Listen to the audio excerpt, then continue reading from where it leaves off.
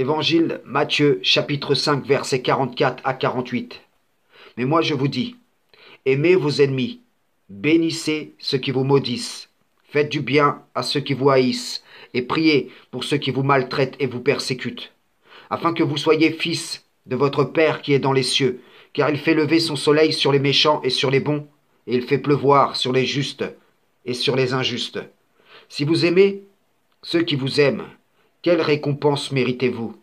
Les publicains aussi, n'agissent-ils pas de même? Si vous saluez seulement vos frères, que faites-vous d'extraordinaire? Les païens aussi, n'agissent-ils pas de même? Soyez donc parfaits, comme votre Père céleste est parfait. Peut-être vous demanderez-vous, pourquoi nous récites-tu des paroles de l'Évangile, à nous qui nous prétendons être mouslimines? Comme les gens de l'Évangile se demanderaient, pourquoi nous récites-tu des paroles du Coran, à nous qui disons, nous sommes disciples du Christ? Car les gens du Coran ont besoin de s'imprégner de la douceur et la mansuétude qui découlent des témoignages de l'Injil. Comme les gens de l'Injil ont besoin d'entendre tout ce qui leur est adressé au travers du Coran. Que cela soit Muhammad ou le Messie d'Israël, ils ont parlé d'un même esprit. Oui, ce qui est avec vous, ces écrits reflètent les facettes d'un même esprit. Lorsque Issa, fils de Mariam, dit « Soyez parfaits », c'est exactement la même chose que lorsque les apôtres répondent « Sois témoin que nous sommes entièrement soumis ». Le disciple se discipline, s'assainit, en soumettant son être à ce que le Créateur lui a prescrit. Il s'amasse un trésor gardé auprès du Créateur qui accroît pour lui son labour dans l'au-delà, en allant travailler à son champ et non au champ du diable banni, dans ces parcelles idéologiques desquelles vous dites c'est ici le champ de l'Éternel. Le soleil, la lumière des enseignements divins, se lève sur toute la terre. La pluie de la parole y est répandue. Mais à quoi cela servira-t-il?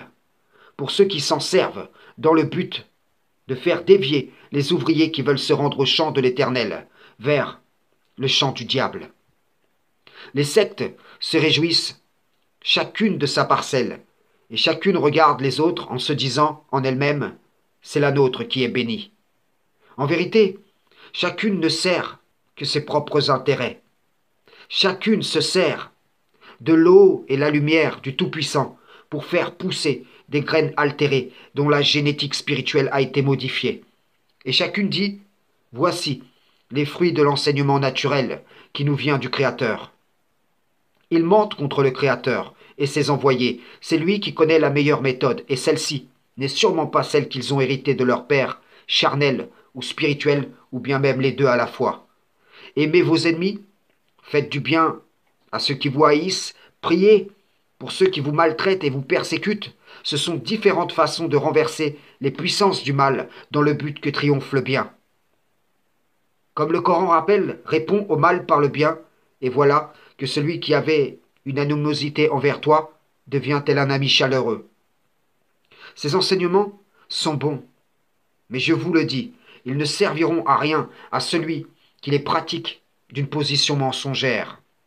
Je donne un exemple. Si le chrétien prie pour un sunnite, qui le maltraite et le persécute, afin que celui-ci devienne à son tour chrétien, eh bien, il se servira d'un enseignement divin au profit d'une idéologie associatrice. Pourtant, il se dit en lui-même, si cela advient, si ce sunnite devient chrétien, il sortira alors des ténèbres à la lumière, du mensonge à la vérité, et c'est la même chose dans le sens inverse.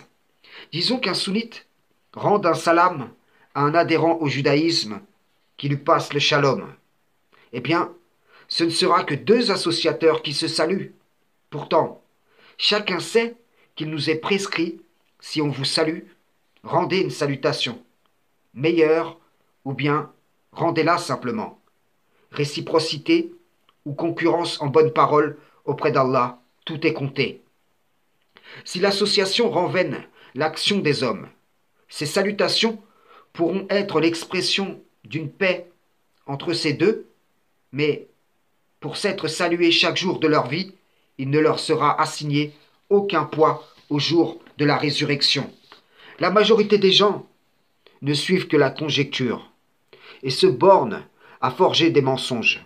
Ils ne veulent pas regarder ces choses. Ils laissent cependant un jour dont la lourdeur est redoutée sur la terre comme dans les cieux. L'insouciance est aussi à connotation religieuse. Lorsque l'idéologie promet en échange de son suivi, vous aurez le salut. Suivez mon sentier. Vos fautes seront supportées. J'ôte le voile, afin que votre vue soit perçante, afin que le sunnite enlève la poutre et dise aux coranistes, le diable nous a trompés par ce qu'il nous a promis au travers du sunnisme. Nous avons été injustes de l'avoir associé à Allah, et que donc il sache dire à son prochain, vous aussi, il cherche à vous tromper comme il nous a induits en erreur. C'est la voie d'Allah qui est la vérité. Aucune de ces idéologies par lesquelles nous sommes opposés n'est en mesure de nous sauver. Revenons repentants vers celui seul qui peut apporter à chaque âme sa guidée. Nous nous sommes fait du tort à nous-mêmes, en pensant que nous pourrions assurer par nous-mêmes son sentier en codifiant chacune de ces indications destinées à nous ramener vers lui en vérité. Craignons le jour de l'appel mutuel, en sachant ici-bas nous parler les uns aux autres en vérité. Frères et sœurs en islam, salam, shalom.